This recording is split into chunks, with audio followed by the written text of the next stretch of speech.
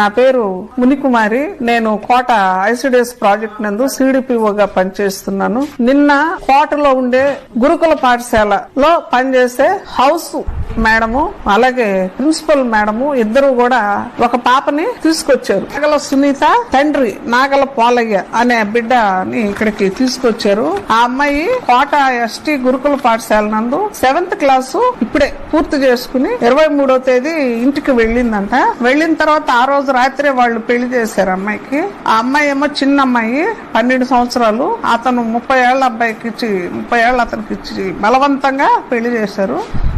ఆ చిన్న బిడ్డకి అవి ఏమీ అర్థం కాక వాళ్ళ హౌస్ మేడం దగ్గరికి వెళ్లి తప్పించుకొని వచ్చేసిందట. అదిగాక నైట్ టైము వాళ్ళ అమ్మ నాన్న కొట్టేవాళ్ళంట అమ్మాయిని. నీకు పెళ్లి చేశాం కదా, నువ్వు అలా ఉండాలి ఇలా ఉండాలని కొడితే ఆ అమ్మాయి హౌస్ మేడం దగ్గర వాళ్ళ హౌస్ మేడం దగ్గరకు పోయి చెప్తే వాళ్ళ హౌస్ మేడం ప్రిన్సిపాల్ ని తీసుకుని ఎస్టీ గురుకుల పాఠశాల తీసుకుని ఇక్కడికి వచ్చారు.